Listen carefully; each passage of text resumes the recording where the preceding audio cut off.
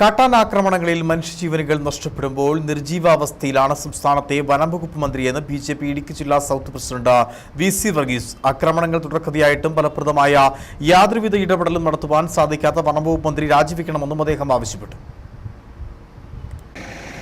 ഇടുക്കി ജില്ലയിൽ ദിനം പ്രതി കാട്ടാനയുടെ ശല്യം വർദ്ധിച്ചു വരികയാണ്. കഴിഞ്ഞ ദിവസം തിരുവനന്തപുരം മതത്തിനടുത്തുള്ള കൊമ്പൻപാറയിൽ വീട്ടമ്മയായ സോഫിയ എന്ന് പറയുന്ന ഒരു സ്ത്രീ കാട്ടാന ആക്രമണത്തിൽ കൊല്ലപ്പെട്ടു.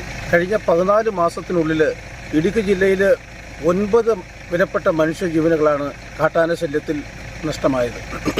അതുപോലെ തന്നെ കേരളത്തിൻ്റെ കണക്ക് പരിശോധിച്ചാൽ കഴിഞ്ഞ 14 മാസത്തിനുള്ളിൽ ഇന്നിപ്പോൾ ചൂരൽമലയിലുണ്ടായ കാട്ടാനാക്രമണത്തിൽ മരിച്ച ആളുടെ എണ്ണം കൂട്ടി 25 വിലപ്പെട്ട ജീവനുകളാണ് നഷ്ടമായിരിക്കുന്നത്.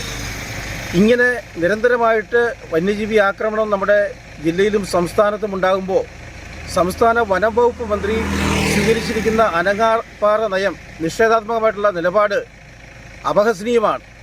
അദ്ദേഹം രാജിവെച്ച് ജനങ്ങളോട് മാപ്പ് പറയേണ്ടത്. അദ്ദേഹം വിവാദ പ്രസ്താവനകൾ നടത്തിക്കൊണ്ട് അദ്ദേഹം ചോദിക്കുന്നു, ആദിവാസികളല്ലാത്തവർ എന്തിനാണ് വനത്തിലേക്ക് പോകുന്നത്? എന്തൊരു ചോദ്യമാത്! ഇത്രയും മനുഷ്യജീവനുകൾ എടുക്കപ്പെടുമ്പോഴും ഇത്രയും വിലപ്പെട്ട മനുഷ്യജീവനുകൾ നഷ്ടപ്പെടുമ്പോഴും കാതലായ ഒരു പരിഹാര മാർഗവും കാണാതെ വായാടിത്തം പറയുന്ന ഒരു മന്ത്രിയാണിന്ന് കേരളത്തിൻ്റെ വനം വകുപ്പ് മന്ത്രിയായിട്ടിരിക്കുന്നത്. ഇന്നും കേരളത്തിൽ അനുദിനം വർദ്ധിച്ചു വരുന്ന ഈ വന്യജീവി ആക്രമണത്തിന് ഉത്തരവാദി ഇവിടുത്തെ ഫോറസ്റ്റ് ഡിപ്പാർട്ട്മെൻറ്റും വനം മന്ത്രിയും അതുപോലെ തന്നെ ഈ വനപാലകരായിട്ടുള്ള ഫോറസ്റ്റ് ഉദ്യോഗസ്ഥന്മാരുമാണ്.